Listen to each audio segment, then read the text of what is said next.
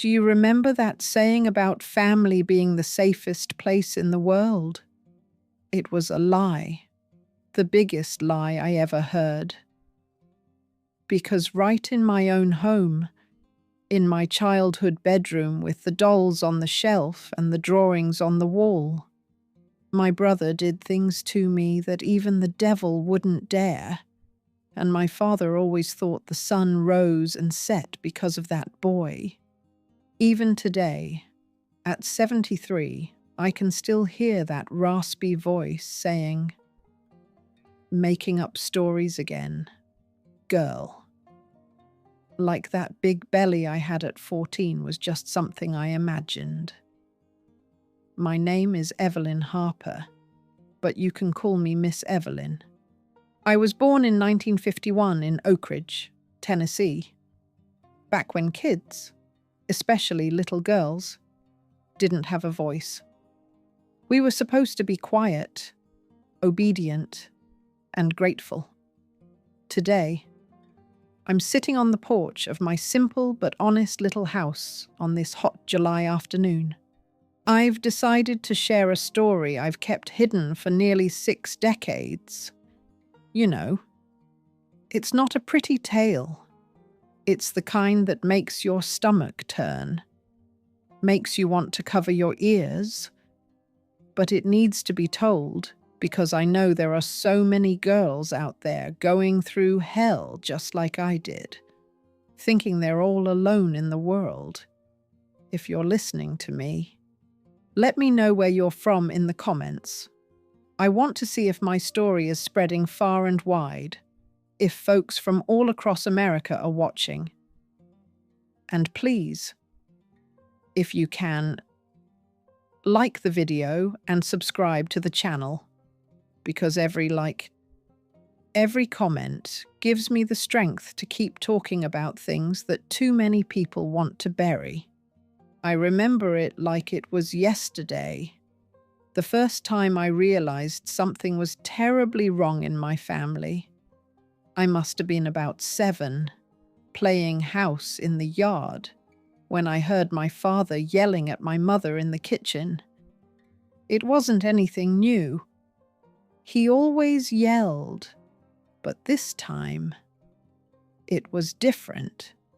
"Beatrice, stop spoiling that child. Let her know that in this house, I'm the one in charge. Me and Vincent." Vincent was my brother, 5 years older than me. He had dark hair, was tall even as a kid, with these blue eyes that didn't come from anywhere in our family since we all had brown eyes. The neighbors always said he was too handsome, that he'd break a lot of hearts. They had no idea the first heart he broke was mine. My father, Harold Harper, was one of those men born in the wrong era. He thought women were born to serve, that men didn't cry, and that one son was worth 10 daughters. He worked at the nuclear plant. I don't know exactly what he did, but he always came home smelling of whiskey and cigarettes. When he was in a good mood, he'd ignore me. When he was down, it was better if I just disappeared. And my mother, Beatrice Harper. What a fitting name, she was a saint. Her hair always tied in a tight bun. Her hands rough from washing other people's clothes. She tried her best to protect me, but against my father, there wasn't much she could do. "Hush now, my child," she'd whisper when he started yelling. "It'll pass." Our house was just 3 rooms, a living room that served for everything, a bedroom for my parents, and a small one in the back for me and Vincent. At first, when I was really little, we got along fine. He taught me to climb trees, fish in the creek behind the house, and whistle. But as I grew up, things changed. It started slowly, a wandering hand here, a strange look there. I didn't really understand it. I was just a kid. You know. I thought it was normal for a brother to hold his sister that way, to want to sleep in the same bed, even though he was right next to me. My mother would sometimes come into the room in the middle of the night and see him on my bed. "Vincent, go back to sleep. Son." But he always had an excuse. He was scared of thunder. He was cold, or he was missing his childhood. My father thought it was wonderful. Look how much they love each other. Now that's a close family. And he'd pat Vincent on the back with pride. After all, he was the perfect son. They were thick as thieves, partners in everything. Me, on the other hand, I was the burden. I was the girl born when they wanted another boy. A walking disappointment. My father didn't hide it from anyone. He pointed me out to his friends. But what could you do? God willed it that way. The first time I noticed something truly odd was on Easter Sunday. I was about 9, wearing a yellow dress my mother had sewn. The whole family was gathered. Uncles, aunts, cousins, everyone. Folks said I looked pretty and was growing into a young lady. Seemed normal, right, just family stuff. But Vincent didn't like it. I could see it in his eyes. That sudden anger, the way he gripped his soda cup until his knuckles turned white. When everyone went out back for the barbecue, he pulled me aside. "Think you're something special, trying to get attention?" I was confused. Attention from who I was just there. Quiet in my corner, eating my slice of pie. But he kept on. "You're mine. Do you hear me? I don't want to see you spending time with anyone else today. Mine." What did he mean by mine? Brothers don't own their sisters. But right then and there, something shifted. The way he looked at me turned possessive and dangerous. And I, even though I didn't fully understand, felt a cold fear run down my spine and twist my stomach. I tried to talk to my mother about it. "Mum, Vincent's acting strange with me." She was washing dishes, hands full of soapy water, her face always tired. She paused for a second, looked at me, and I could see it. I could see she knew. She understood. But I also saw the fear in her eyes, the same fear I felt. "It's all in your head, sweetheart. Your brother loves you. He's just trying to protect you." And she went back to scrubbing the dishes harder, like she could wash away the truth that both of us knew but couldn't say. That's when I realized something awful. I was alone. My father was there. But my mother was too scared to do anything. And I was stuck in the middle, a 9-year-old girl dealing with a monster sleeping next door. Things got worse from there. He'd start coming into the bathroom while I was bathing. "Forgot my towel," he'd say, but he'd just stand there staring. I'd huddle in the corner, trying to cover myself with my hands. But he wouldn't leave. "What's the matter? I'm your brother. You don't have to be shy around me." I started bathing with my clothes on. Seriously, I'd go in dressed and only undress inside the tub. Even then, he'd find a way. He'd break the door, saying he needed the bathroom urgently. My mother complained about the lock being broken. My father said it was my fault for being careless. The nights were even worse. So much worse. At first, he'd just sit on the edge of my bed, stroking my hair. "You're so beautiful. You know that, the prettiest in the family." I'd pretend to be asleep, squeeze my eyes shut, and pray he'd go away. Sometimes it worked. Sometimes it didn't. When I turned 11, everything spun out of control. It was on my birthday, actually. My mother made a simple cake, cornmeal with strawberry jam. Just the four of us singing happy birthday. No friends, no party. My father gave me an old doll he found somewhere. "You're too old for this nonsense," he said.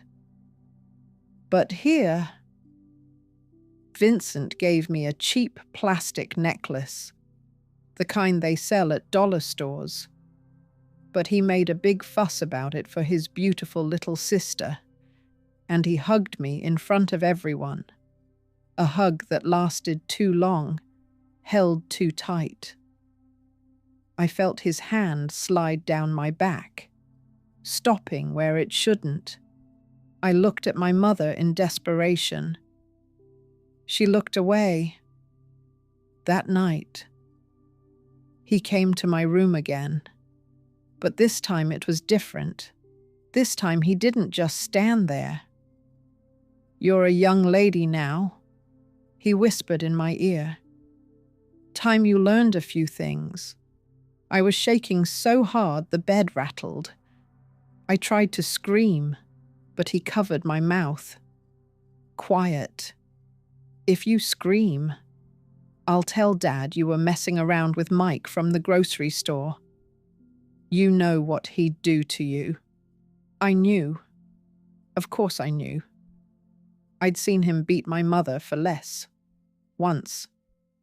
She just smiled at the gas delivery man and got hit for a week. Imagine what he'd do if he thought I was fooling around with the neighborhood boys, like he always said. So I stayed silent. I bit into the pillow and stayed silent while my brother did things that even now I struggle to put into words. It was so painful. It hurt so bad, I thought I might die. But the physical pain was nothing compared to the ache in my soul, knowing it was happening and no one was helping me. The next day, I could hardly walk. Of course, my mother noticed. "What happened?" "Evelyn, why are you limping?" She didn't ask more, but when Vincent wasn't looking, she put antiseptic on the wounds. Her hands were shaking, tears silently streaming down her cheeks. But she never said a word. From that night on, it became routine. 2, 3 times a week, sometimes more. He'd wait until everyone was asleep and come in. I learned to separate myself from my body. It's strange how the mind can escape when it has to. I'd imagine I was flying, that I was a free bird in the sky, that I was anywhere but that bed with the weight on top of me. My father still thought Vincent was the greatest. They'd go to the bar together, come home drunk, and sing. "That's my boy," he'd shout for the whole neighborhood to hear. A real man, unlike that dull girl Evelyn. I could see myself wilting away. I stopped eating properly, stopped talking. At school, The teachers would ask if everything was okay at home. I'd nod. Yeah. What was I supposed to say? Who would believe me? Vincent was the golden boy. Handsome, polite, and always helping out. He'd help the old ladies with their shopping, play ball with the neighbor kids. The perfect son. No one could imagine what a monster he was behind closed doors. There was one day I almost told it all. It was to Mrs. Clara, the neighbor. She was different from the others. No husband, living alone, and she worked outside the home. The other women talked badly about her behind her back, said she was something improper, that she wasn't respectable. But she was always kind to me. Evelyn, darling, are you not feeling well? She said one day, when she saw me crying behind Grace Community Church. What's wrong? I opened my mouth to speak. The words were right on the tip of my tongue. My brother, he's doing everything. But then I thought of my father, what he could do, not just to me, but to my mother, to anyone involved. And I stayed silent. Nothing.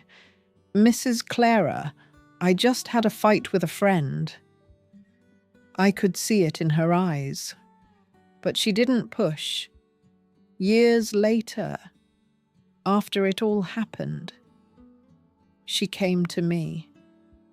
I knew, Evelyn. I knew, and I didn't do anything. Forgive me. Of course I forgave her. What could she have done back then? No one talked about things like that. It was a family secret, a taboo, a shame kept quiet. When I turned 13, my body started changing. My chest developed. My hips widened. That time came and it scared me because no one had explained anything. My mother just gave me some old rags and said I was a young lady now. Be careful. Careful of what I was already doing everything I could to protect myself. And it wasn't helping. Vincent got even worse with the changes in my body. It was like I became an even more valuable prize to him. The nighttime visits increased. Sometimes he didn't even wait for everyone to be asleep. He'd corner me in the bathroom, in the pantry, in any dark corner of the house. You're heating up, he'd say. Soon enough. The boys will start sniffing around, but you're mine. Remember, mine. I was like an object, his property, marked and claimed. And the worst part was, everyone seemed to agree with it. My father always said, Vincent will choose who you marry. He knows the boys in town, knows who's decent. Little did he know the only man touching me was his own son. The breaking point came on a December afternoon. It was horribly hot, making everyone irritable. My father had gone to work. My mother was down by the river washing clothes. I was home alone, or at least, alone with him. Come here. Evelyn. Let's make the most of this time. I tried to run, but he was faster. He grabbed my hair and dragged me into the room. This time, I fought back. For the first time in all those years, I fought. I scratched, bit, kicked. But he was stronger. He always was. Now you think you're tough, I'll have to teach you a lesson." That lesson hurt more than all the others combined. When it was over, I was bleeding badly. He looked at the blood on the sheets and shrugged. "Clean this up before Mom gets back." But I didn't clean it. I couldn't even stand. I was lying there in a pool of red water, wishing to die, to disappear, to evaporate, to cease existing altogether. That's how my mother found me. Her scream still echoes in my ears. A scream full of horror, pain, and guilt. She knew. Of course. She knew. She always knew. "Oh Lord, my child. Oh Lord." She held me, brought me to the bathroom, bathed me so carefully, and then gathered our clothes into a bundle. "Let's go," she said.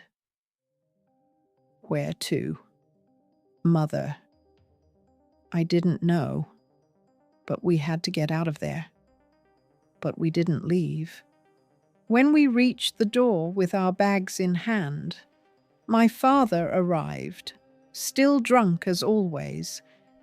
He saw the scene and understood right away. "What on earth is this?" My mother tried to explain. She stammered, cried, and begged. As we reached the door with our bags in hand, my father arrived, still drunk as usual. He saw the scene and understood right away. "What is this nonsense?" My mother tried to explain. She stammered, cried, and begged, showed him the blood and bruises. My father listened in silence. Then he looked at Vincent, who had appeared behind him. "Is this true, son?" Vincent shrugged. "Evelyn's making things up, Dad. You know how women are. Maybe it was jealousy or something." But my father believed him, or pretended to, or just didn't care. He slapped my mother so hard, she fell. "Stop defending that one. You want to run away, go ahead." But she stayed. In this house. Someone's got to cook and clean. My mother looked at me. I saw the exact moment she gave up. On me, on herself, on life. She dropped the bag on the floor and went into the bedroom. We never spoke of that day again. Life went on. The nighttime visits continued. My body kept being invaded. My spirit kept dying a little more each day. But something in me changed. I wasn't that scared girl biting the pillow anymore. Now I was a survivor. And survivors do whatever it takes to survive, even if inside they're already dead. That's how it was in a house where monsters were protected by the king, where the queen was too weak to save the princess, where screams were muffled and tears couldn't fall. That's how a girl learned that family could mean hell. And the worst was yet to come. The year 1965 started differently. I woke up on the first day of January feeling nauseous. But it wasn't from New Year's celebrations. We didn't have any parties at home. It was this unexplained sickness that had me run into the bathroom. I thought it was something I ate. Little did I know that nausea would change my life forever. January flew by. The sickness lingered, especially in the mornings. My mother noticed, of course. Mothers notice everything, even when they pretend not to. Did you eat something bad? I shook my head. We barely had good food, let alone bad. One Tuesday in February, it hit me. My period was late, really late. I didn't pay much attention to those things. It was never regular anyway. But when I put it together with the nausea, the breast pain, the strange craving for pickles and peanut butter, oh no, it couldn't be. But it was. I remember the desperation as I sat on the bathroom floor counting the months since my last one. December hadn't come. January neither. And February was halfway through with nothing. 3 months. 3 months carrying it inside me. The panic was so overwhelming I threw up right there. This time, it wasn't morning sickness. It was sheer terror. At 14, I was pregnant with my own brother's child. How was I supposed to tell that to whom? My mother knew about the abuse and did nothing. My father would blame me, say I seduced Vincent, and who knows what he'd do. So I decided to hide it. There was no other way.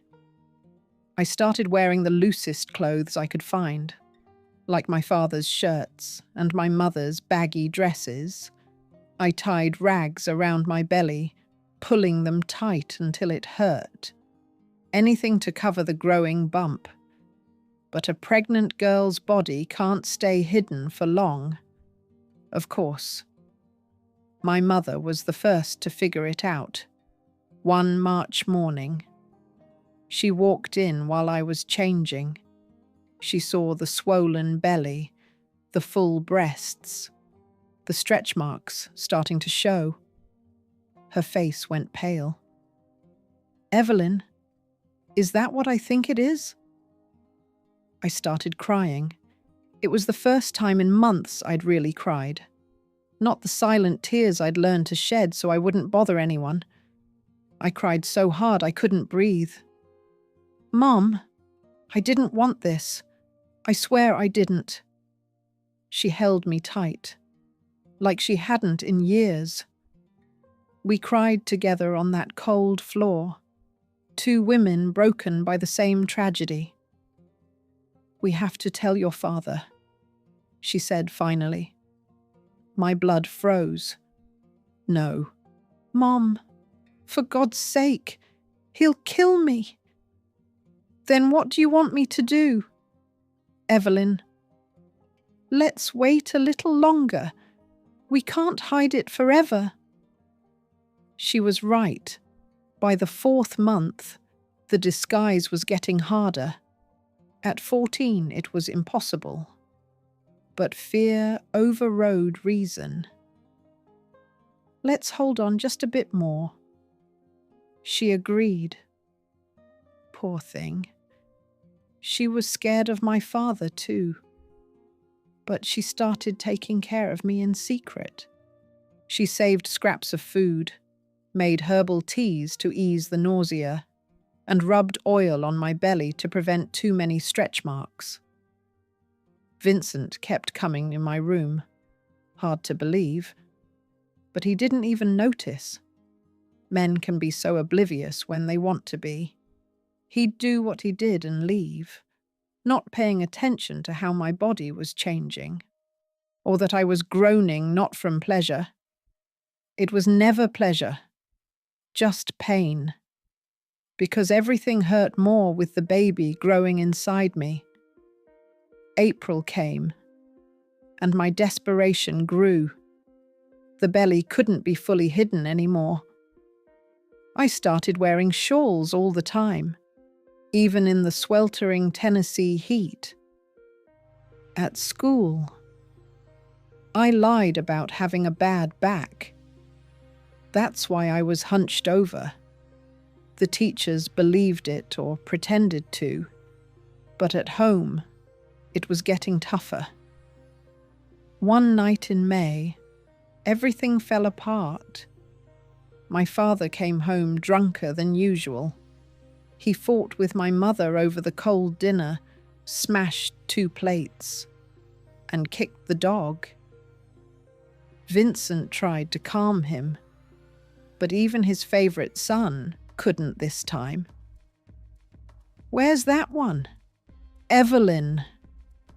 He yelled. I hid in my room, praying he'd forget I existed. But that day, I wasn't lucky. He kicked the door open. He saw me cowering in the corner, trying to cover my belly with the shawl. He took 2 steps toward me and stopped. His eyes went from my face to my belly, back to my face, then down again. "Take that shawl off." I untied the rag with trembling hands and removed the shawl. There I stood, my 5-month belly showing through the thin dress. The silence was worse than any yell. His face turned red, then purple, his eyes bulging. When he finally spoke, his voice was low and dangerous. "Whose is it?" I opened my mouth, but no sound came out. "Whose is it?" How was I supposed to answer that? "Harold, calm down." My mother tried to intervene, but he slapped her without even looking. "Shut up." He turned back to me. "You wicked girl, I knew it. Always knew you were no good. Who was it? The grocery boy? The butcher's helper? How many were there? You wicked thing." Those words cut deeper than a knife. Wicked, wicked. "Dad, it's not like that." He spat the words. "I'm not the father of a wicked girl." Just then, Vincent walked in. He saw the scene, understood immediately, but instead of fear or guilt, what I saw on his face was anger. "What's going on here?" "Your sister." My father pointed at me like I was some filthy thing. "The wicked one's pregnant." Vincent looked at me. Our eyes met for a second. Right then, he knew I was about to say something. He saw it on my face, and he decided to act first. "I knew," he said calmly. "I've seen her with Mike at the gas station a few times. I tried to tell you, but you didn't believe me." Mike, the gas station attendant, a 16-year-old who barely looked at me. But just mentioning his name was enough to send my father into a rage. "That bastard, I'll kill him." And he stumbled out the door, drunk but determined. Vincent followed him, not to stop him, but to make sure the story stuck. I was left alone with my mother. She looked at me with pity and despair. "Why didn't you tell the truth? Would it have helped?" I answered, too exhausted to even cry. "Do you think he'd have believed it?" She didn't reply. We both knew the answer. What happened next was even worse than hell. My father went after Mike and caused a huge scene. The boy's family was terrified, swore he'd never touched me. And it was true. But my father spread the word around town that the gas station kid had taken advantage of his innocent daughter.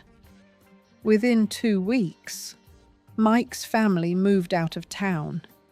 They fled the shame, the threats, the gossip. An innocent boy paid the price for my brother's sins. As for me, I became the family shame, the lost girl, the one who brought disgrace to the Harper name. My father wouldn't even look at me anymore. My mother cared for me in secret, but always with the eyes of someone carrying a burden too heavy. Vincent. He became the hero, the brother who tried to protect the family honor, who warned our father about my misbehavior. Disgusting.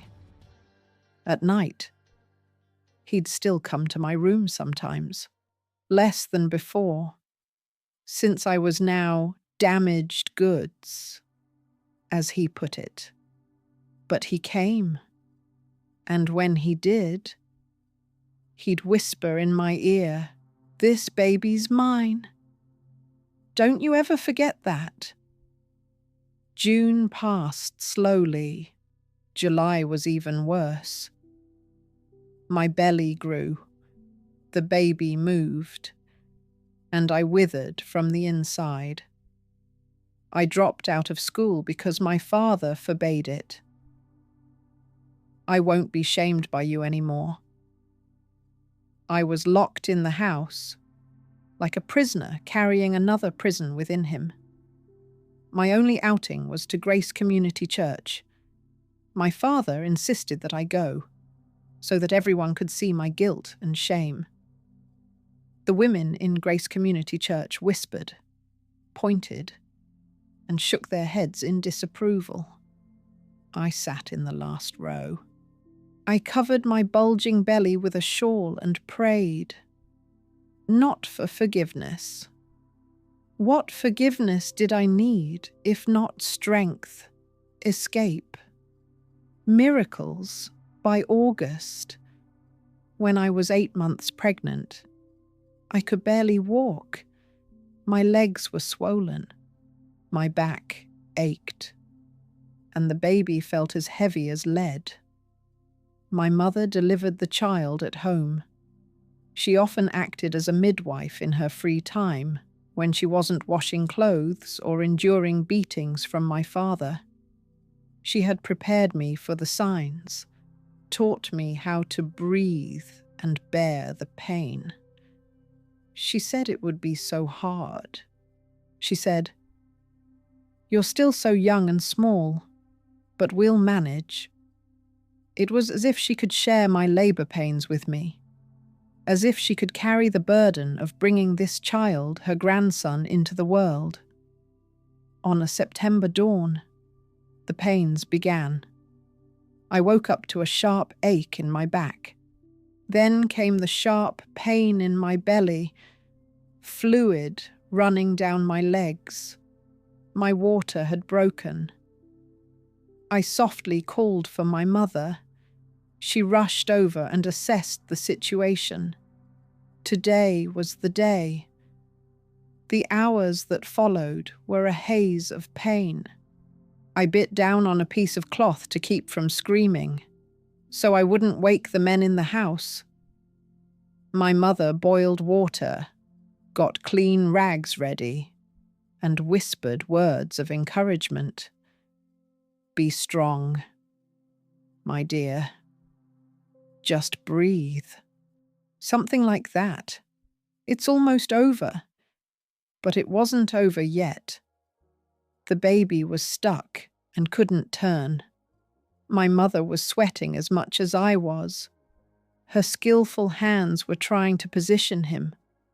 Oh, Saint Mary, please save my daughter. She prayed amid the procedures. It was 16 hours of labor. 16 hours that felt like 16 years. When the baby finally arrived, I had no strength left to push. Just one more time. Evelyn. Just one more. And in that final surge of pain, the boy was born. A little boy. Perfect in every way. Dark hair. Fair skin. When he opened his eyes, they were green. Green like Vincent's.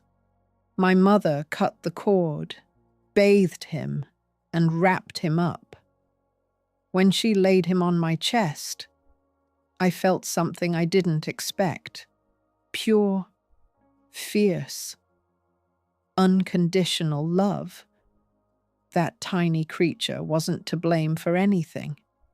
He was innocent, pure, deserving of protection from the world. "What are you going to name him?" my mother asked. Before I could answer, the door opened. My father walked in. Vincent followed. They saw the baby, saw me exhausted and bleeding on the bed. My father said it was a boy. A flicker of pride crossed his face. It faded quickly. It didn't matter. The son of a wayward girl is forever the son of a wayward girl. But Vincent came closer. He looked at the baby, saw those green eyes, the jawline already showing signs of being square like his. He smiled. "What a handsome boy," he said. And for a brief moment, I saw something like regret, guilt in his eyes. No, it was possessiveness, twisted pride. That child was living proof of his power over me. My father decided the boy would be called Daniel. Daniel, the name of a real man. Maybe the boy won't be like his mother. Daniel. My son now has a name. Who is Daniel Harper? There's no father's name on the record because officially no one knows who it is. Mike had been gone for months, so they couldn't trace his name. He's just mine. In the days that followed, the house felt so strange. My father pretended the baby didn't exist. My mother cared for us as best she could. And Vincent. He paced around. He watched the baby nurse change diapers and sleep. Sometimes he tried to hold me back, but I wouldn't allow it. The days that followed, the house felt strange. My father acted like the baby didn't exist. My mother cared for us as best she could. And Vincent, he hovered. He'd watch the baby nurse change diapers, sleep. Sometimes he'd try to hold me back, but I wouldn't let him. "He's my son too," he'd say softly when we were alone. "No," I'd reply with all the resolve I could muster. "He's mine, only mine." But I knew that wasn't true. In that house, in that family, nothing was truly mine. Not my body, not my son, not my life. The milk came in slowly. Daniel cried from hunger. I cried from desperation. My mother made teas, massaged me. But my body wouldn't nourish the child who'd endured so much suffering. It was Mrs. Clara, the neighbour, who saved the day. She showed up with a can of formula and said it was from her grandchild. Of course, it was a lie. She'd bought it. But she presented it in a way my father couldn't refuse without looking worse than he was. "Take it, Harold. It's for the child. He doesn't deserve blame for anything." And so Daniel survived those first months. Formula from the neighbour. Clothes appearing mysteriously at the door. A blanket here, a pacifier there. The whole town knew. Everyone knew. And a few tried to help in their own way. But things at home got worse. My father drank more, hit more. My mother grew weaker, and Vincent started planning. when the kid grows up, he'll be just like me," he said. "I'll teach him everything.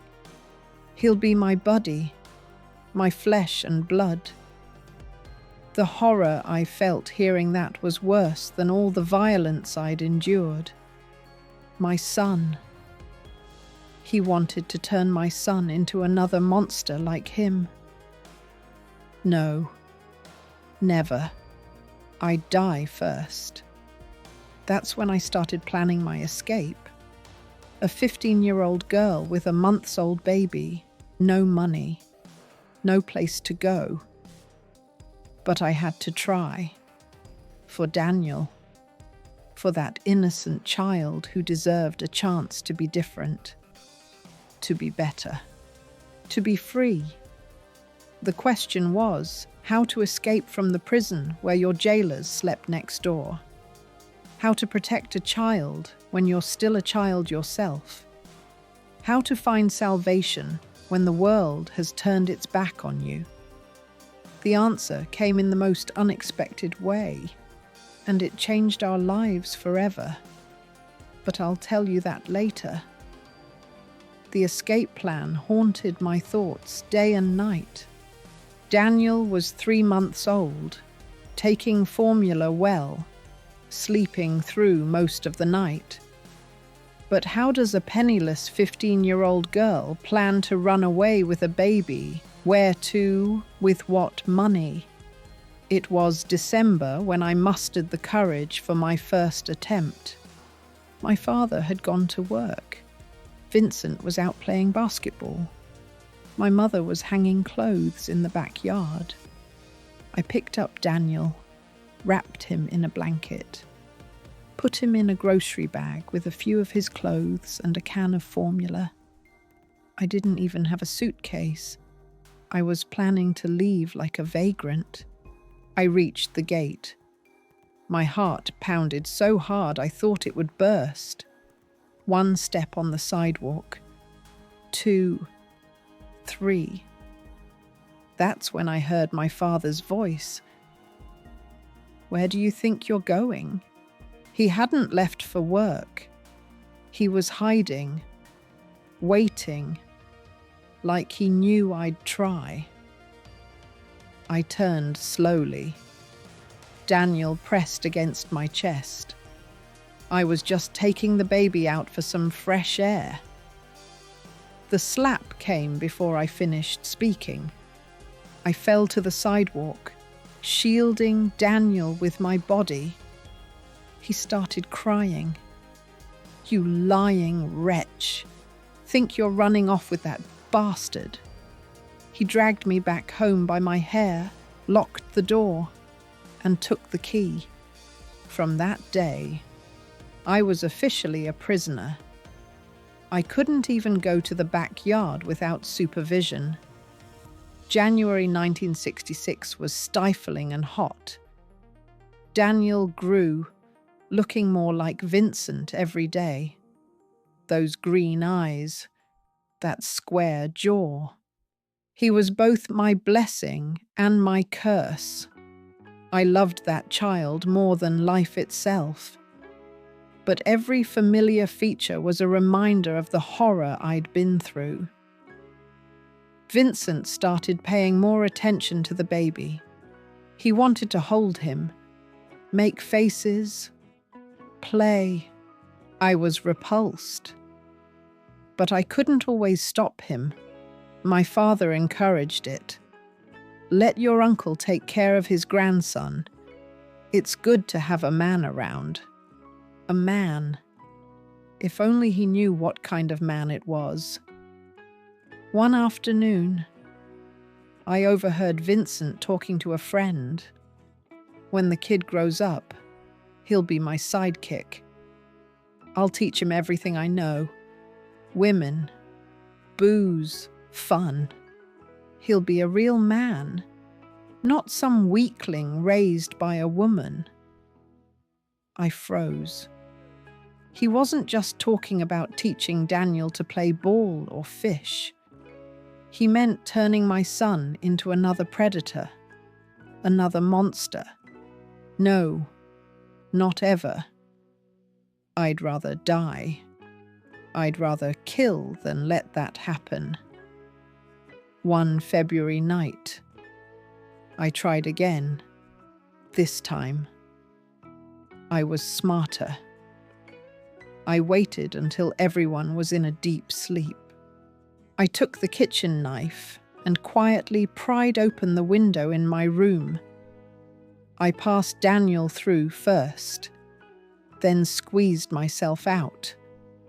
I was almost to the street when the neighbor's dog started barking. It woke up the whole neighborhood. Lights flicked on. People looked out. My father appeared at the door in his underwear and slippers, furious. "Get her!" I ran, with Daniel in my arms, barefoot. I ran like I never had before. But where to, I didn't know anyone. No family outside of them. All the dark streets looked the same. The baby cried. I cried. Desperation overwhelmed me. I hid behind Grace Community Church, huddled there, praying for dawn to bring a miracle. But no miracle came. My father arrived with Vincent and 2 buddies. They found me easily. Small towns don't have many hiding spots. The beating I got that time almost killed me. I was beaten until I blacked out. I woke up 2 days later, bruised all over. I could barely open my eyes. They were so swollen. "Next time, I'll kill you," my father promised. "And that brat with you." I didn't doubt it. The hate in his eyes was real and raw. If I tried to run again, I might wake up in a coffin, or not at all.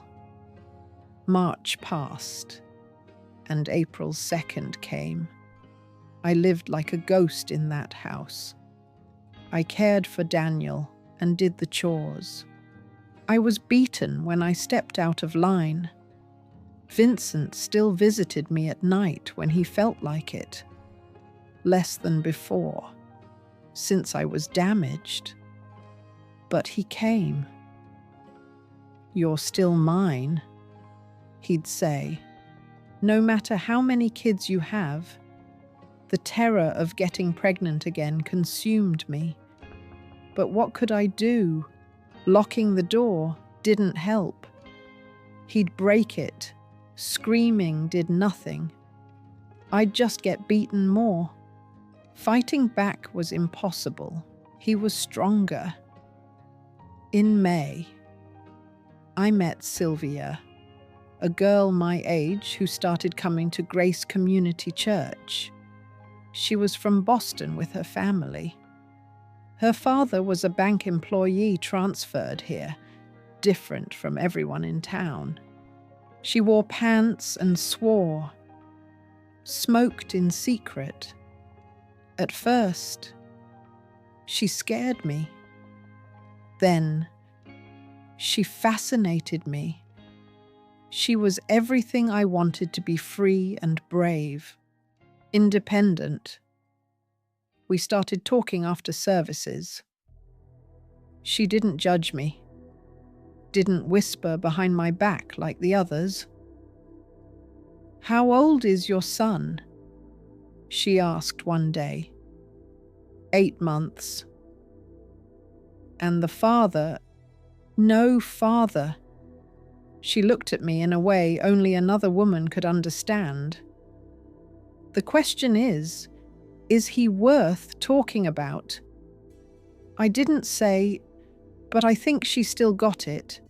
She began showing up at my house with flimsy excuses, like borrowing a book or asking for a recipe. My father didn't like her. She wasn't a proper girl. But my mother defended her visits. "It's good to have a friend," she said. What no one knew was that Sylvia was helping me plan.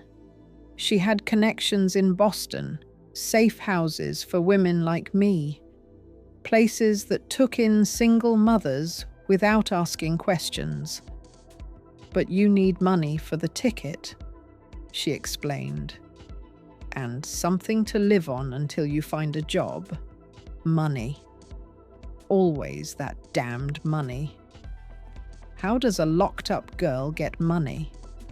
The answer came from the least expected place. June brought preparations for the town's 4th of July celebration. Fireworks, parades, barbecues. My father decided the family would attend for appearances. Always for appearances. He made me wear a gingham dress and put a ribbon in my hair. Daniel was in my arms in a little patriotic outfit at the festivities, while my father drank with his buddies and Vincent danced with girls. I managed a moment alone. I sat on a bench away from everyone, rocking Daniel, who was fussy from the noise. That's when Mrs. Eleanor Hayes, the mayor's wife, approached. Rich, elegant, and childless. Everyone knew she suffered from not being able to have kids. "May I hold him for a bit?" she asked, looking at Daniel with the eyes of someone starving for it. I let her. She held him carefully and gently. Daniel, who was shy with strangers, calmed right down. He even smiled. "He's beautiful," she whispered. "So beautiful." We sat there in silence, her rocking my son. I thought about life. Suddenly, she spoke. "It must be hard, being so young and alone. It is hard." I agreed.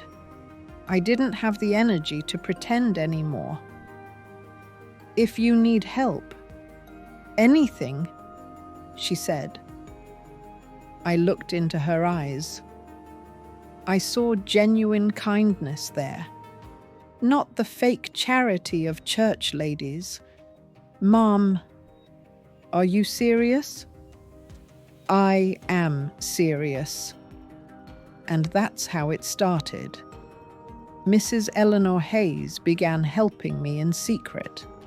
She sent care packages, clothes for Daniel, sometimes money, always discreetly, always through third parties. My father thought it was church charity. With the money she gave, I started saving for my escape fund. I hid the bills in my mattress lining, between diapers, in any nook I thought was safe. Penny by penny, bill by bill. July passed. Daniel was crawling and babbling his first words. "Mama" was the first. I cried so much when he said it. It was proof that despite everything, I was still a mother, a real mother, not just the girl who gave birth. August brought another failed attempt. This time, I didn't even make it out of the house. Vincent caught me packing at night. "Going on a trip, sis?" he asked with a mocking smile. "Me? Daniel has a fever. I'm taking him to the doctor." "Liar." He advanced, pinning me against the wall. "You know what happens to liars?" His hand on my throat, squeezing just enough to remind me he could. "If you try to run again, it won't be Dad who kills you. It'll be me and that brat." "Oh, we can always try again." Can't we? The threat to Daniel broke me. I could endure anything, but not losing my son. I put the bag away, shelving the plan for now. September came, and with it, Daniel's first birthday. I made a simple cake with the flour I had. We sang Happy Birthday quietly. My father didn't like fuss. The boy clapped, smeared icing on his face. For a brief moment, we were just a mother and son celebrating life. But reality came back quickly. That night, Vincent had drunk too much. He staggered into my room, slurring from whiskey. "It's been a year," he said, looking at Daniel sleeping in his makeshift crib. "A year since my son was born." "He's not your son," I said. He laughed, an ugly laugh with no humor. "Look at him, the eyes, the jaw. He's just like me." "Get out of my room." "My room?" More laughter. "Nothing here is yours. Not the room, not the son. You're mine." "Forget it." He grabbed me. I tried to fight, but he was strong, drunk, and vicious. Daniel woke up from the noise and started crying. "Make him stop." Vincent growled. I broke free and ran to the crib. I picked up Daniel, desperately trying to calm him. Behind me, I felt Vincent approaching. "It's nice seeing you two together. Mother and son. Your family. My family." Bile rose in my throat. I held Daniel tighter, as if I could shield him with my body. "One day," Vincent continued, his voice hoarse from drink. "One day, you'll tell him. You'll tell him who his real father is. And then the three of us will be a real family." That was the last straw. Right there, in that moment, with my son in my arms and that monster behind me, I made my decision. I would run, even if it cost me my life. But I would get Daniel out of there, save him from that hell. What I didn't know was that the opportunity was closer than I thought, and it would come in the most tragic way possible. October began strangely. My father was acting off, quieter, and drinking less. At first, I thought it was my imagination, but my mother noticed too. "Harold's behaving oddly," she commented one day while washing dishes.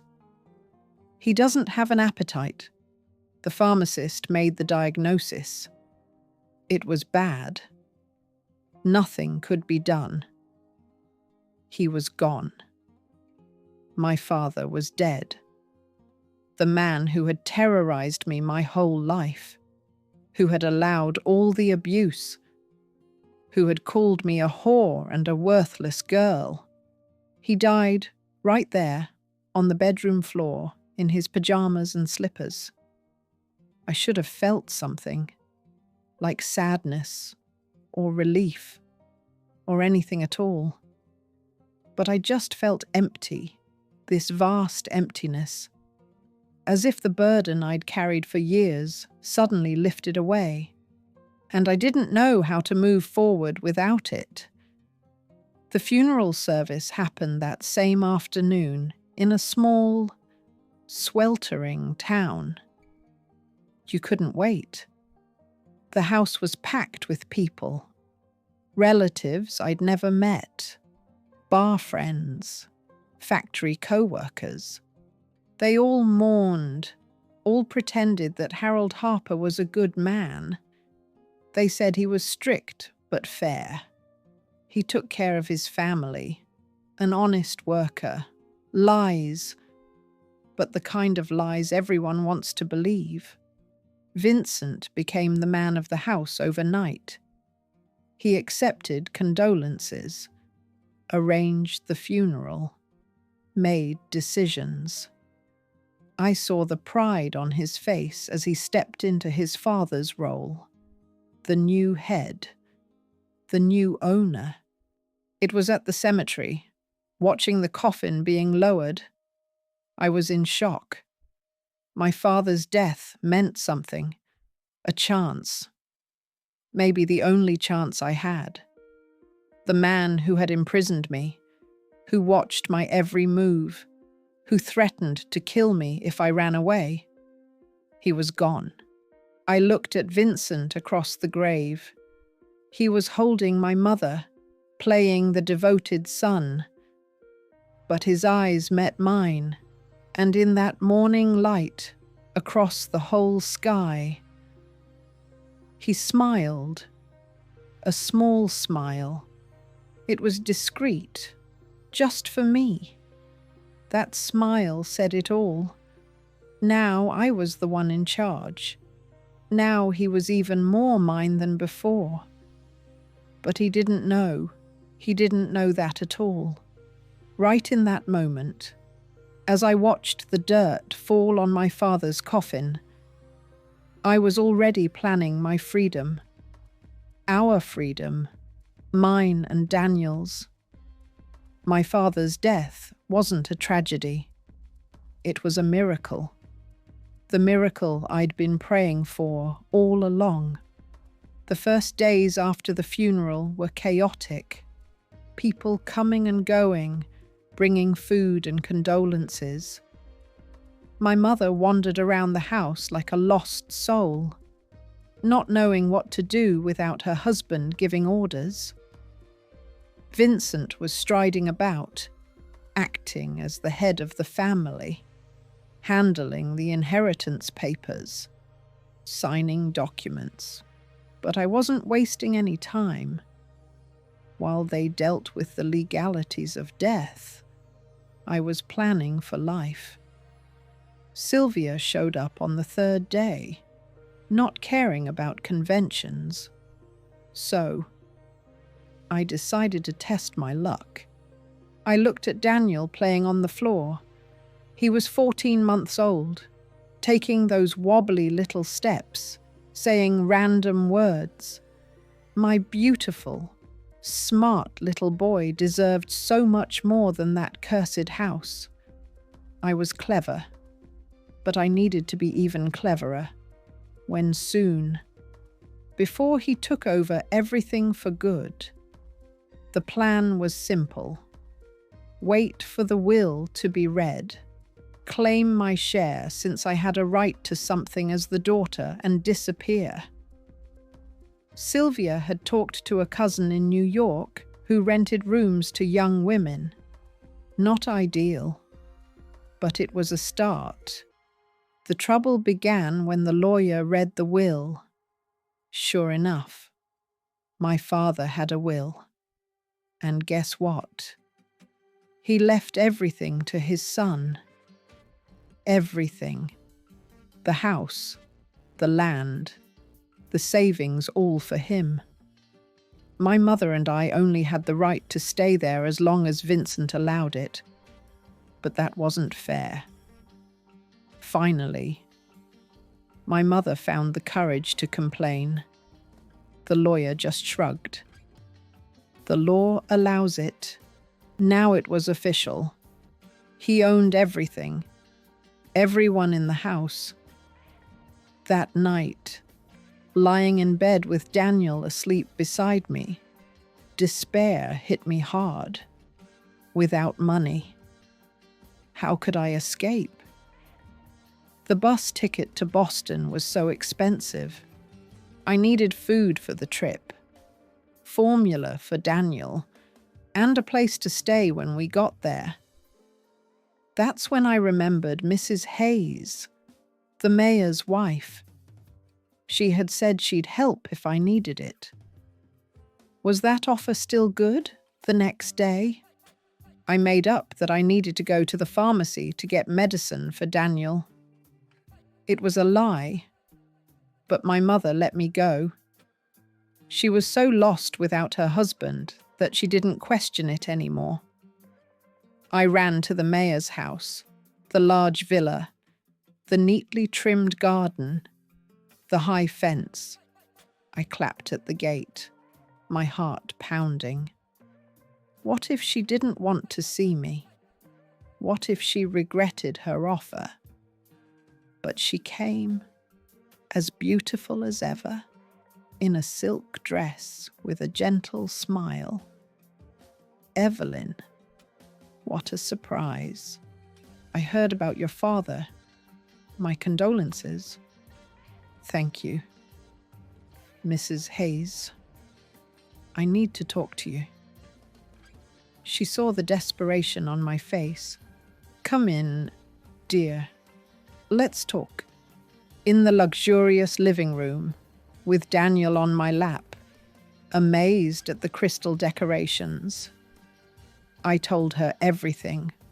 Not the arranged details, but the essentials that I needed to leave that house. That I had nowhere to go. That I was afraid for my son's future. In that elegant living room, with Daniel on my lap, gazing in wonder at the crystal decorations. I told her everything, not the polished details, but the raw truth that I needed to leave that house, that I had nowhere to go, that I was terrified for my son's future. In a small town, people always suspect, but I never had proof. I didn't know how to help. Now you can help. Please.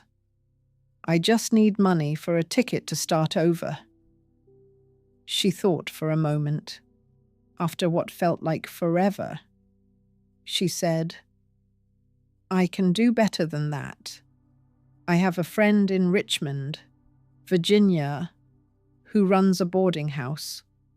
She needs help in the kitchen, room and board included. Not much, but it's honest work and a safe place. Richmond, Virginia, the state capital. Far enough from Oak Ridge that I'd never see Vincent again. My heart raced with hope. I accepted. I accepted anything. I'll call her today. And the ticket, consider it a gift. I almost cried with gratitude. But Mrs. Hayes wasn't done. There's one condition. Evelyn, you have to go and never come back. No letters, no news. Cut off all contact. It's for your safety and mine. My husband can't know I helped. Do you understand I do? Of course I do. The mayor wouldn't want anyone knowing his wife helped the town's fallen girl escape. That could tarnish the family name, I promised. No one will know. For the first time in years, I left there feeling light. I had a plan. I had help. I had hope. I just needed to act fast before Vincent noticed anything. The following days were all about careful preparation. I sorted through what was essential clothes for Daniel, papers, the little money I'd hidden. Everything fit into one travel bag. My whole life in one bag. Sylvia helped as much as she could. She found the bus schedule, the best route, places to stop. She taught me how to use a phone booth, how to ask for information, the basics I'd never needed before. In big cities, it's different, she explained. You have to be smart, not trust anyone. The date was set for November 3rd, 1966. The bus left at 4 a.m. Mrs. Hayes sent the ticket money to Sylvia with a letter of introduction for her friend in Richmond. The night before, I barely slept. I just stared at Daniel, memorizing every detail. His light brown hair, his upturned nose, his chubby little hands. My son, my treasure, the one who would know the world beyond those four walls. At 3 a.m., I quietly got up. I dressed Daniel while he was still sleepy, grabbed the bag, and made the sign of the cross. The house was silent, my mother snoring softly in her room. Vincent was out. It was Friday, his night at the town's brothel. I tiptoed through the living room. Every creak of the floorboards sounded like thunder. Daniel stirred in my arms, mumbling. I gently shushed him, rocking him. I was almost to the door when I heard a voice. "Are you really going?" I froze. I slowly turned around. My mother was there, standing in the kitchen doorway, in her old nightgown, hair disheveled, eyes red from crying. I knew. My child. I always knew everything.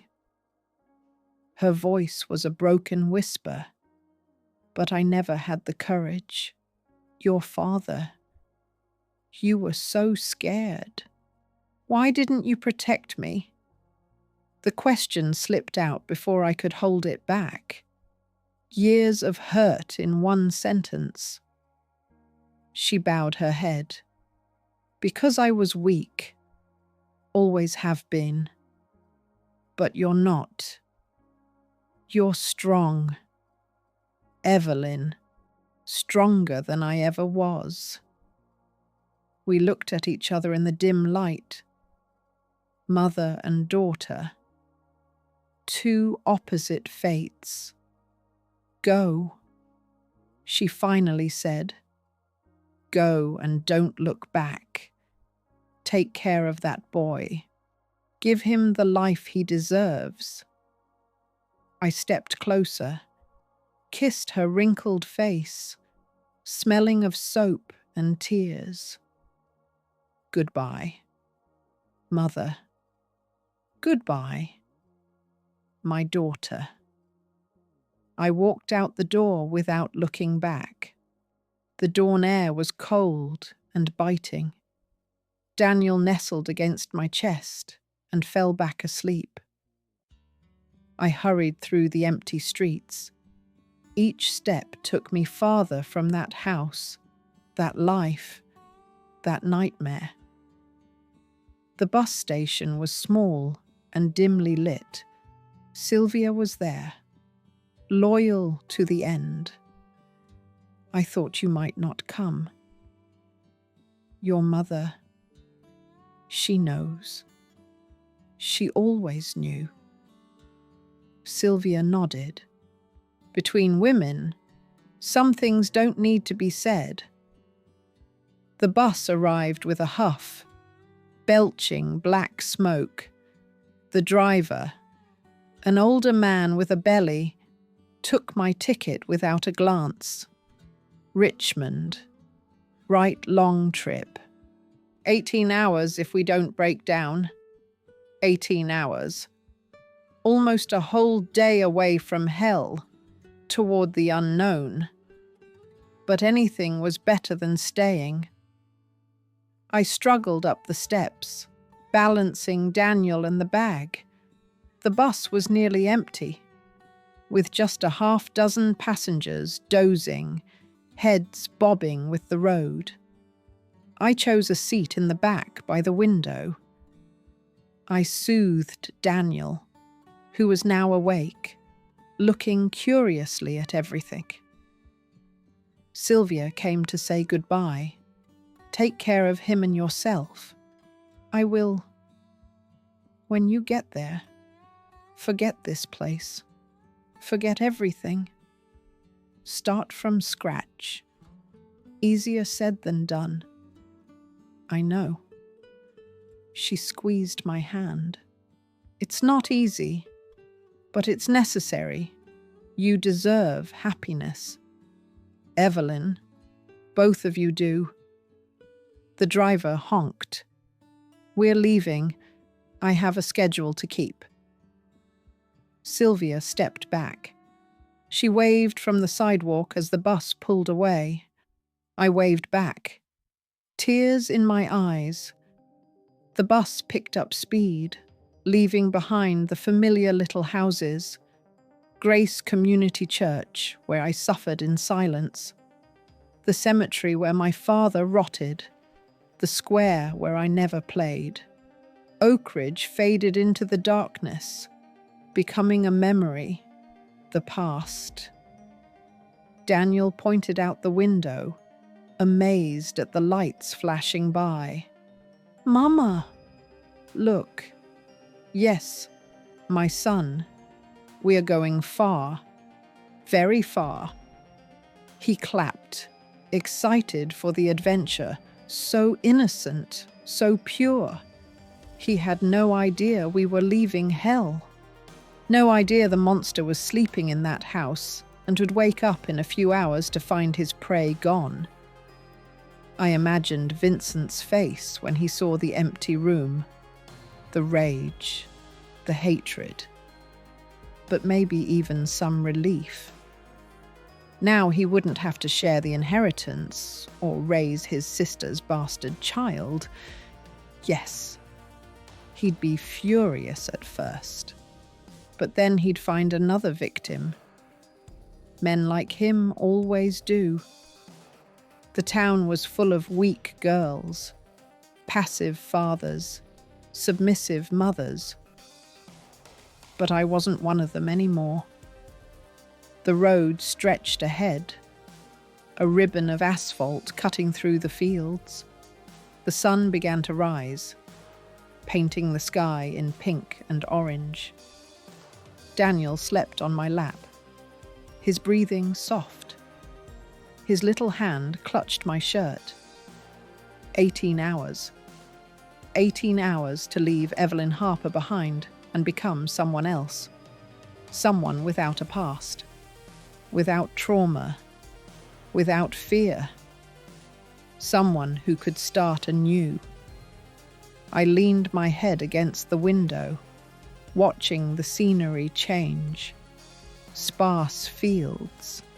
Small run-down towns, isolated gas stations, the deep south unfolding before me, so vast and full of possibilities. In Richmond, no one knew me. No one knew my story. I could make up anything. A war widow, a country girl trying her luck, an ordinary single mother, none of it true. The truth would stay buried in Oak Ridge with my father, with my innocence, with the girl I used to be and would never be again. Daniel shifted and murmured. I nursed him. I was still breastfeeding, mostly for comfort now, not hunger. He sucked eagerly, his green eyes looking at me with absolute trust. As blue as his father's, but that didn't matter anymore. They were just eyes. The beautiful eyes of my sweet son, the boy who would grow up in freedom, in happiness, never knowing where he came from. The bus swayed, the engine hummed. Hours passed. Quick stops in towns I didn't even know the names of. People getting on and off, lives intersecting for a moment. At one stop, I got off to use the restroom. A woman traveling alone with a baby always draws attention. An older woman offered to hold Daniel while I went. Thanks. But I'll take him with me. Never again would I leave him alone with a stranger. I wouldn't be blindly trusting anymore. I'd learned the hard way that danger hides where you least expect it. Back on the bus. I ate the lunch Sylvia had packed. A sandwich, a banana, water in a small bottle. Simple food, but it tasted like freedom. Afternoon faded into evening. Night fell. Daniel slept through most of it, waking only to nurse or when the bus jolted too much. I didn't sleep. I couldn't. Every mile was a victory. Every town was a relief. Finally, near midnight, the driver announced, "Next stop is the Richmond, Virginia bus station. Anyone getting off, get your things ready." Richmond. We'd made it. I looked out the window at the city lights, tall concrete buildings illuminating wide streets. A whole different world from what I knew. I took a deep breath. A new life was beginning. No looking back. As Sylvia said, no fear like my mother had. Just Daniel and me against the world. The bus stopped. I stepped off with shaky legs, my body aching from the journey. Daniel woke with the movement. He looked around, startled by all the lights and noise. "It's okay, my love. We are here." The station was vast compared to Oak Ridge's. People everywhere, buses coming and going, vendors calling out. I felt lost, small but invisible. Perfect. Exactly what I needed to disappear into the crowd. I found a payphone and dialed the number Mrs. Hayes had given me. A woman's voice answered, "Haven House Boarding." "Is this Mrs. Florence, Mrs. Hayes sent me?" "Evelyn and my son, Evelyn Harper." "Oh, yes, I've been expecting you. Come on over." "Dear, take a taxi. I'll give you the address for the driver." A taxi. I'd never taken a taxi in my life, but I learned fast. Big cities teach you quick lessons. The driver, a middle-aged man who was friendly, helped me with my bag. First time in Richmond. Yes, you'll like it. A city full of opportunities. Opportunities. That's all I needed. The boarding house was in a residential area, a simple but clean building. Mrs. Florence was waiting at the door.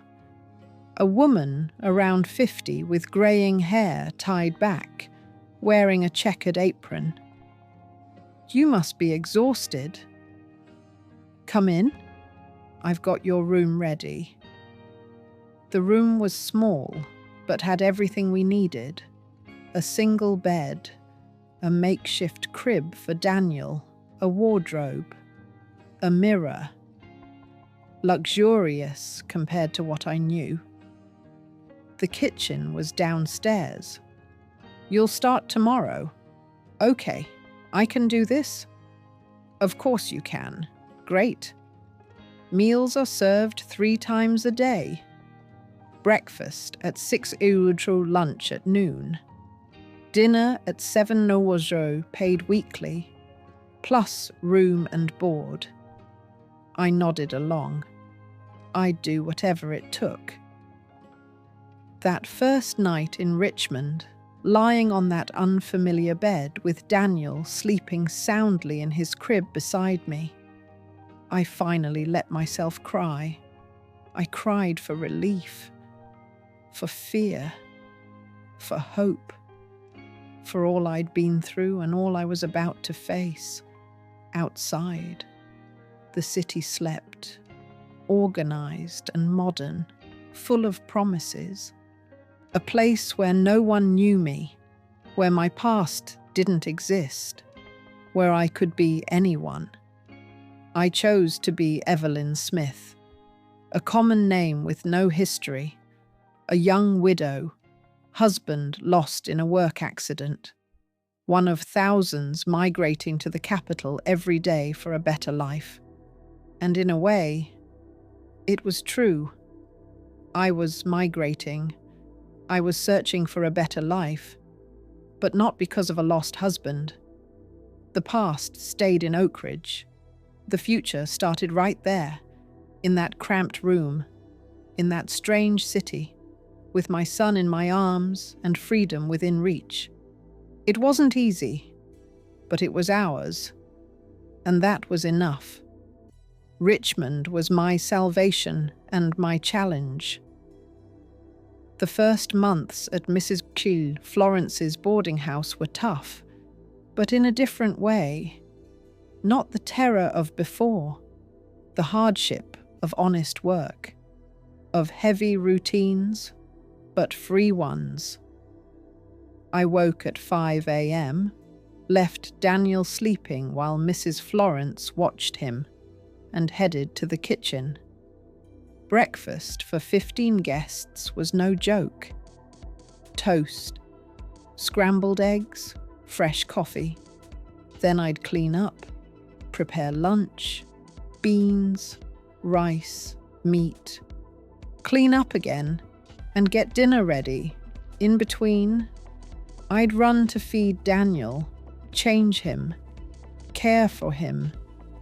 But you know what? It was good, tiring, sweaty, but it was mine. No one touched me without permission. No one invaded my space. No one called me names. I was just Evelyn, the cook, a quiet young woman who worked hard. Daniel grew stronger. At 1.5 years, he was running around the boarding house, playing with the guests. He was the joy of the place. Mrs. Florence adored him. The maids fought over who got to play with him. For the first time, my son had a family. Makeshift. Unexpected. But a family. 1967 passed. I saved every penny. My dream was to leave the boarding house, rent a little place just for us. Small, but ours. Where I could raise Daniel my way. Away from prying eyes and awkward questions. By 1968, my life took another turn. A new guest arrived at the boarding house. Mr. Theodore, a retired civil servant, recently widowed. A man around 60, educated, quiet.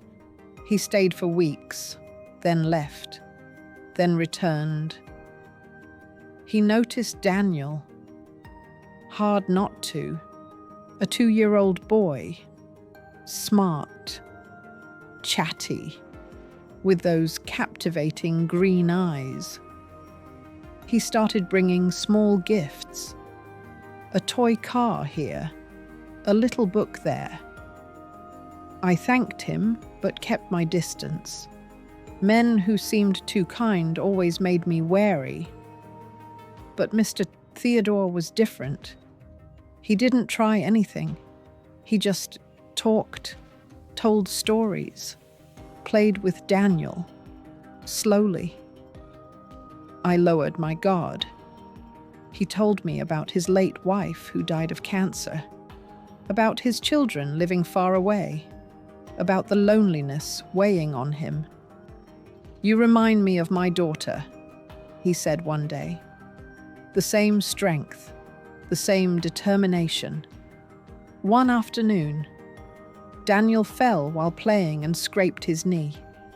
He cried so much nothing could console him. Mr. Theodore appeared with a first aid kit. "I'm a former army medic," he explained as he cleaned the wound. "I know how to handle this." As he tended to Daniel, he chatted to distract him and sang a silly song. Something shifted in me. I saw not a dangerous man, but a grandfather. Someone who needed family too. Friendship grew slowly. He came into the kitchen, helped peel potatoes while we talked. He spoke of the Kennedy era, the civil rights movement, hopes for a new country. I listened, learned, and dreamed. One day, he made an offer. "Evelyn, I have a house in Georgetown. It's been empty since my wife passed. Too big for me alone. What if you and Daniel moved in? It's not charity. You'd take care of the house, cook, and I'd pay you fairly." My heart raced. A house. Leaving the boarding house. It sounded too good to be true. But what would people say? He laughed. "Let them say what they want. I'm too old to care about gossip. You need a home. I need companionship. It's business, not romance." I thought about it long and hard. I talked to Mrs. Beatrice, and she approved right away. "Theodore's a good man. Evelyn, I've never seen him disrespect anyone." I accepted. In March 1969, we moved into his house. It was a simple row house, but spacious. 3 bedrooms, a yard, all neat. For the first time, Daniel had his own room. Daily routines unfolded peacefully. I managed the house, prepared meals. Mr. Theodore left early and returned in the evenings. We'd chat over dinner, then each go to our corners, respecting boundaries, keeping a safe distance. But children don't know those boundaries. Daniel adopted Mr. Theodore as his grandfather. Grandpa Rob, he called him. The boy followed the old man around the house, asking questions, showing drawings, and Mr. Theodore, thankfully, melted completely. He was the one who taught Daniel to ride a bike, took him to the park for the first time, and explained airplanes flying overhead. "Look, Charlie, that big one is a Boeing." Seeing them together, my heart ached. This was what family should be. Affection without malice, care without hidden motives. Everything missing from my childhood. My son now had.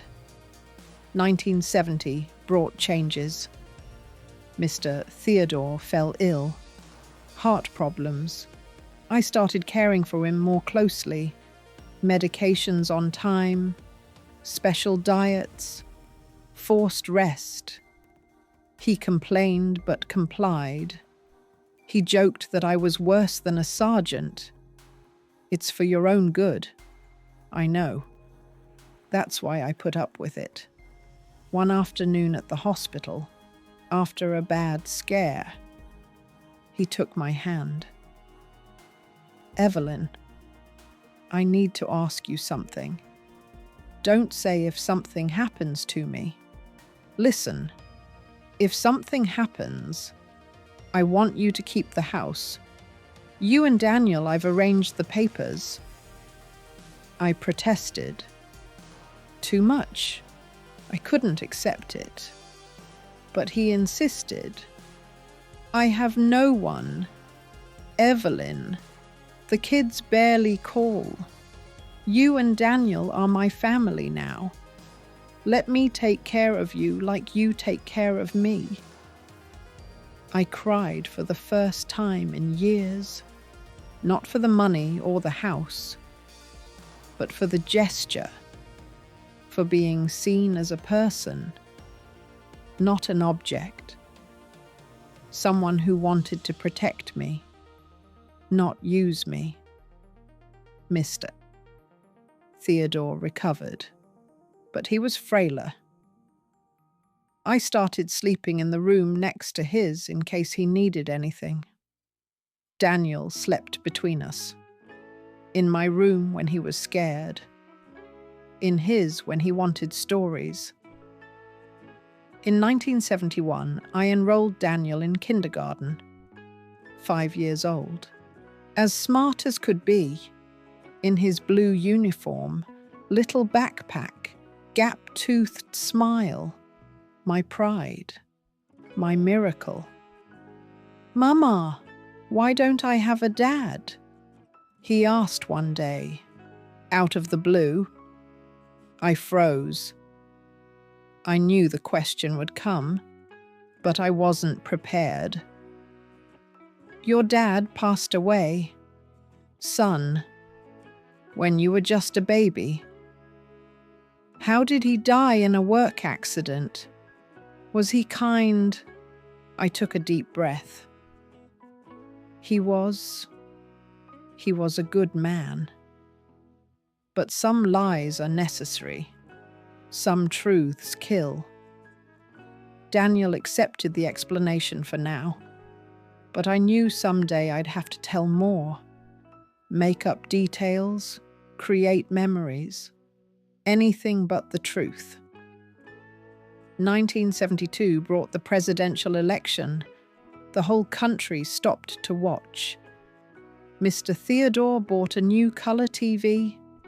Such a luxury. We watched the whole thing together.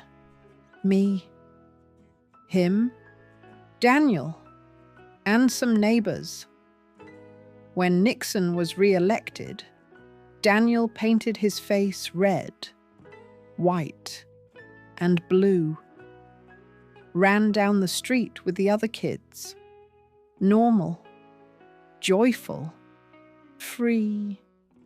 Watching him celebrate with his friends, I thought of Oak Ridge.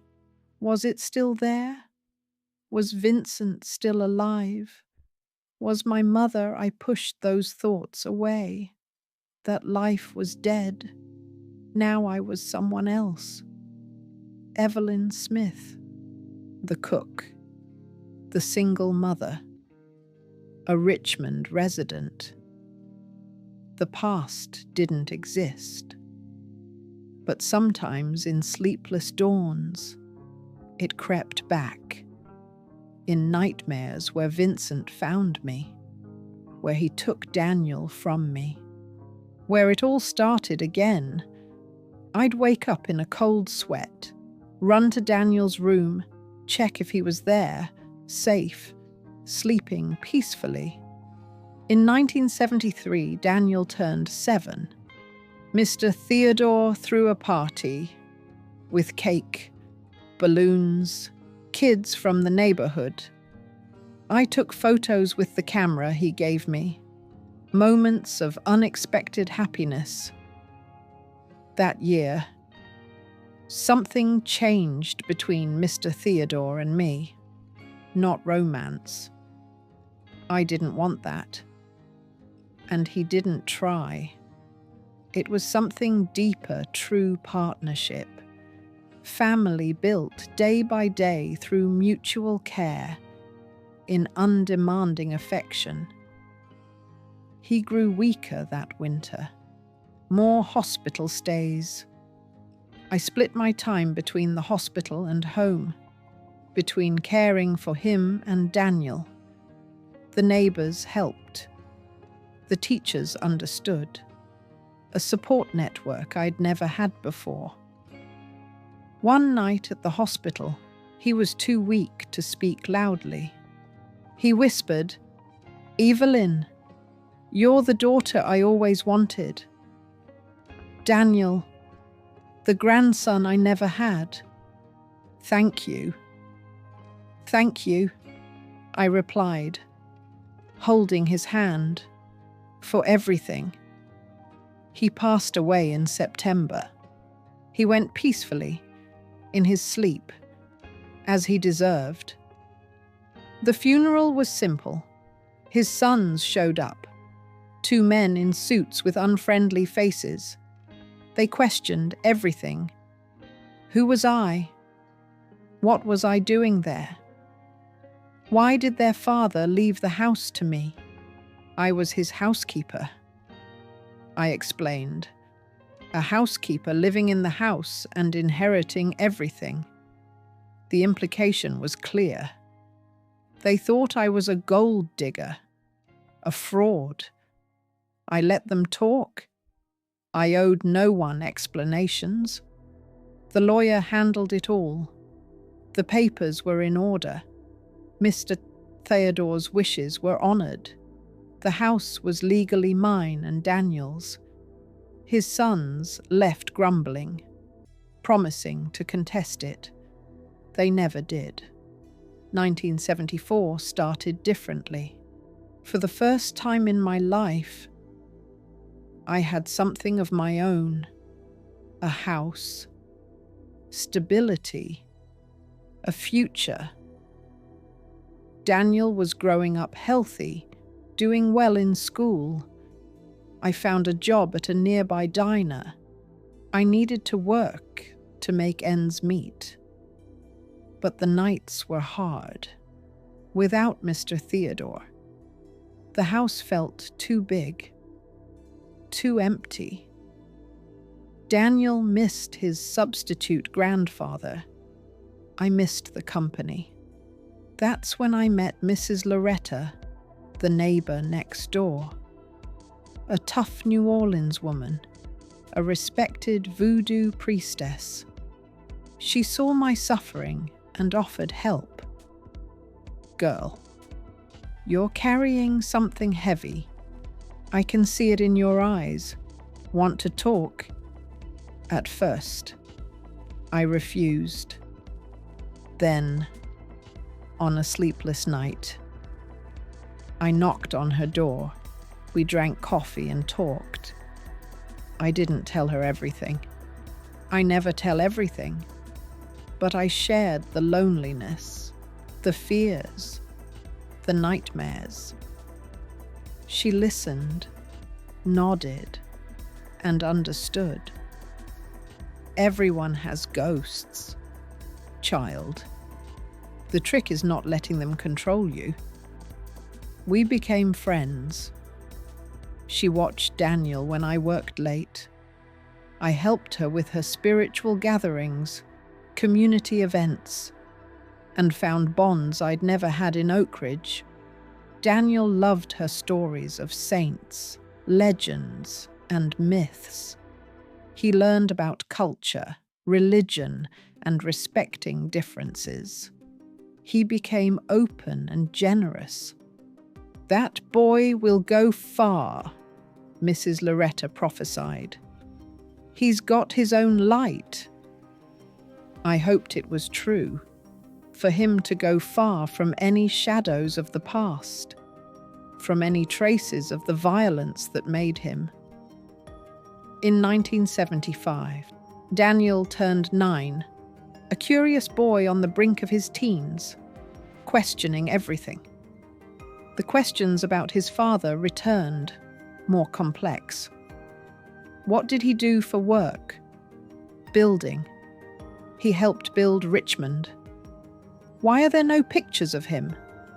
We lost everything in a move. How did you two meet?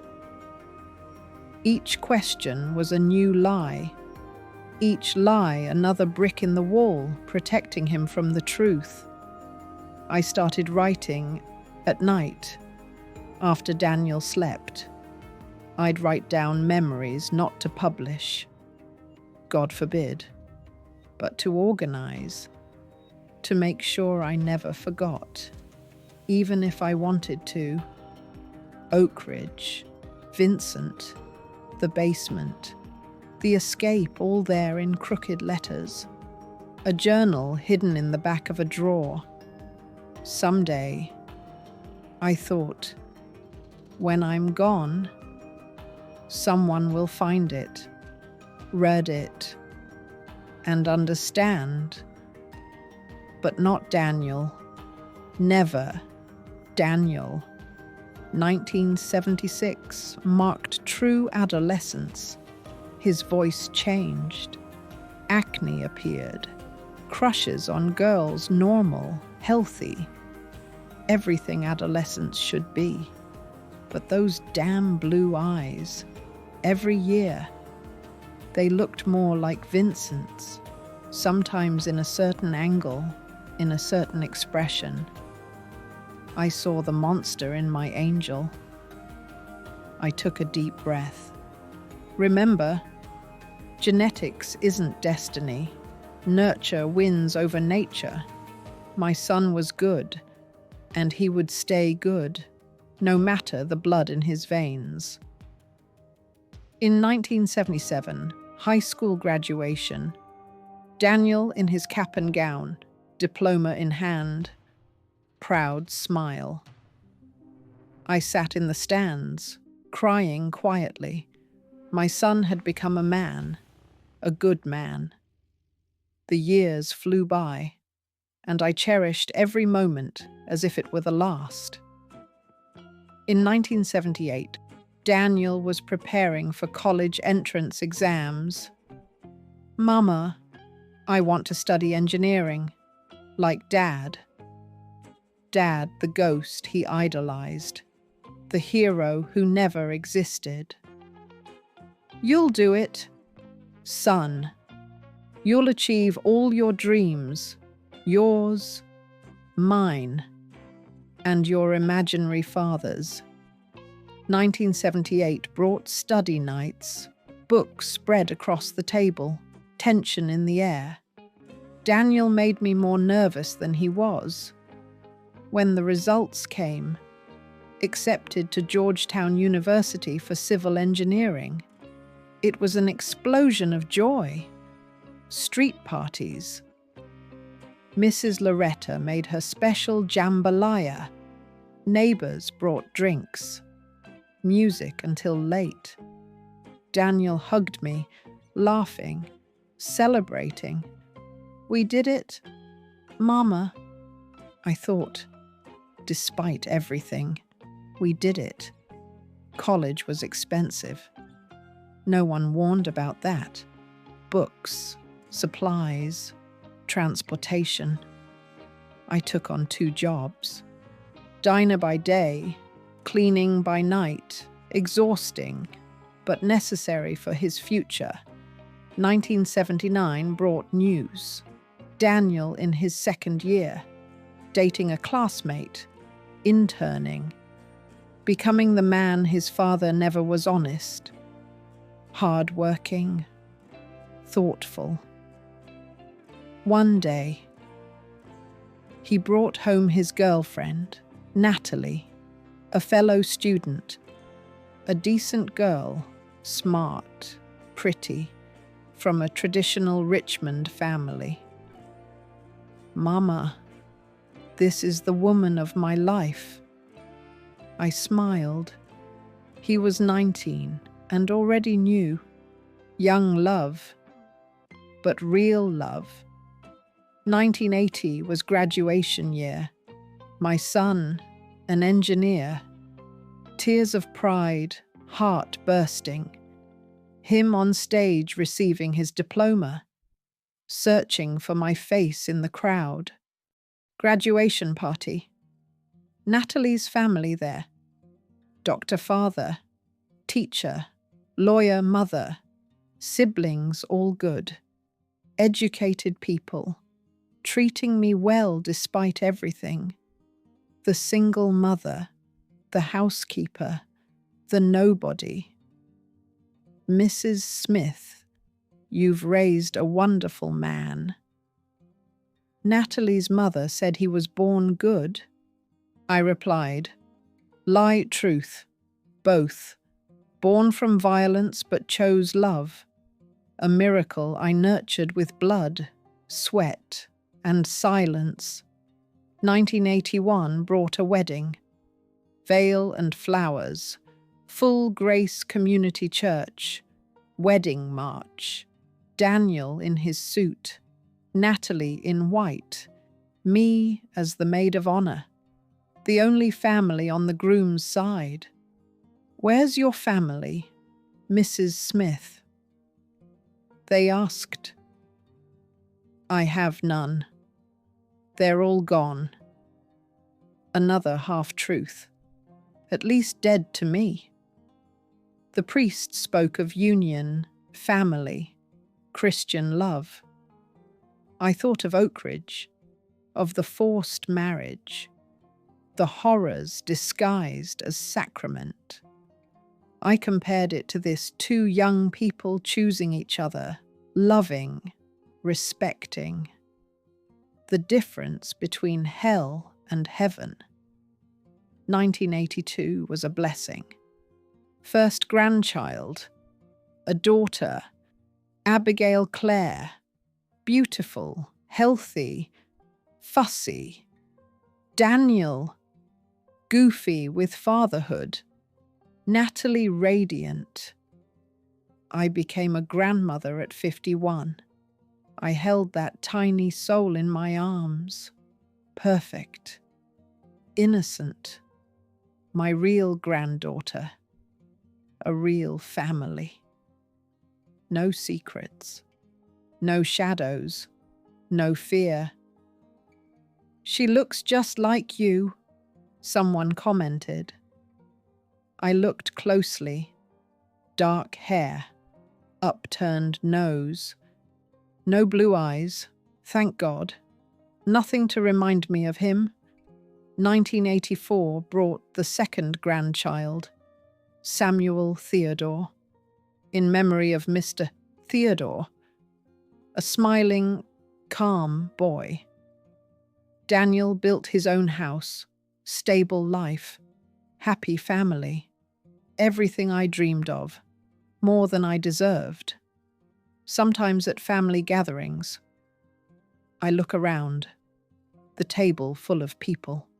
Laughter, children playing, everyday life simple and happy. No one could imagine, and that's how it should be. In 1985, Daniel made a big move.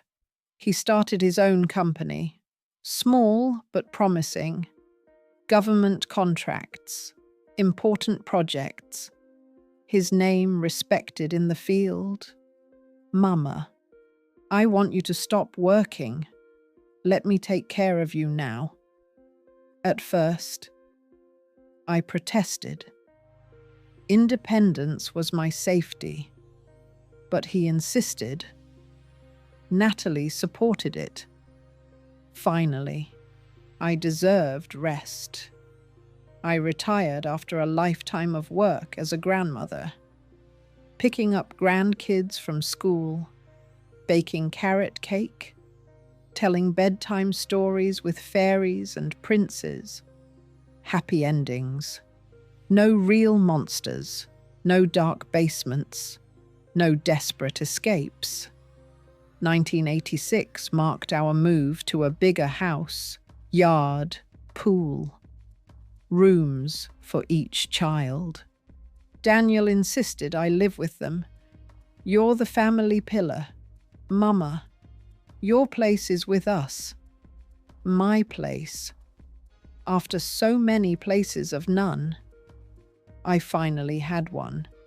But the past, well, the past never stops.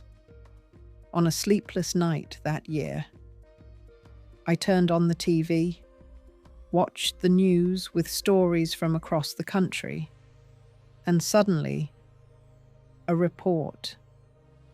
Oak Ridge modernizing its infrastructure. Oak Ridge. The place still existed. Aerial shots, interviews, progress. I searched for familiar faces, but none. 20 years changes a lot. Was he still alive? Had he married? Had children? Had he done to others what he did to me? I turned off the TV. Some doors shouldn't be opened. Here I am, 73 years old. Time flies when you're living instead of just surviving. Daniel, a grandfather himself. Silver hair, but that sweet smile. Abigail Clare, a doctor like the grandfather she never met. Samuel Theodore, following his father's footsteps in engineering. Alice, a teenager dreaming of being a writer. Grandma. "Have you ever thought of writing your memoirs?" she asked the other day. I almost choked on my coffee. Memoirs. Angel. My life wasn't full of adventures. Lie number 101. But some stories aren't told. They have to be buried, forgotten, erased, so the next generations can write their own, clean, untainted. These days, for the first time in years, I dream of Oak Ridge, but not nightmares. I dream of the town burning, turning to ash, the wind carrying it all away. I wake up and feel relieved. Now, recording this video for the Grandparents' Voice channel, I'm telling this story for the first time. Why now? Maybe because time is running out. Maybe because other women need to hear it. Maybe because keeping secrets is exhausting. And I'm too old to carry this burden alone. If you've made it this far, thank you for listening. I know it's heavy. I know it's painful. But it needed to be said. There are so many Evelyns out there trapped in their own basements, thinking there's no way out. There always is a way out. Sometimes it's a door, sometimes a window, sometimes a hole in the wall you have to dig yourself. But there's a way out. The miracle wasn't the ticket money or the job offer or even my father's death. The miracle was believing I deserved better. It was having the courage to seize the chance when it came. Daniel doesn't know this story. He never will. Some will say a son has a right to know where he comes from. I say a son has a right to happiness. To live without carrying crimes he didn't commit. To believe his father was a hero, not a monster. I protected my son his whole life from this truth. This is my final act of love, taking this secret to the grave, so he can keep believing the beautiful lie I built. The engineer father who died in an accident. My young love. Today, I'm even grateful for those blue eyes. They taught me that appearances don't determine character, that evil is learned, not inherited, and that a mother's love can turn any cursed legacy into a blessing. If you've watched this far, do this old grandma a favor. Subscribe to the channel, like the video. Show that my story wasn't in vain. Let me know in the comments where you're from. I want to know if this reaches women across the country. The link is in the description. Be part of this chain of strong women because our strength isn't in muscles or money. It's in survival, in protection, in transformation. My name is Evelyn Harper, or rather, it was. Today, I'm Evelyn Smith, mother of Daniel, grandmother of Abigail Clare, and great-grandmother of Samuel Theodore and Charlotte. I'm the woman who chose life, not death. the raw truth that I needed to leave that house, that I had nowhere to go, that I was terrified for my son's future. She listened in silence. When I finished, she sighed. I could see she'd suspected so much. The one who chose love over hate, who chose to lie to protect, not to destroy. And if I had to choose again, I'd do it all the same way. Goodbye forever. Oak Ridge. Hello forever. New life. This is my story. Our story. A story of miracles, yes. But miracles we make ourselves.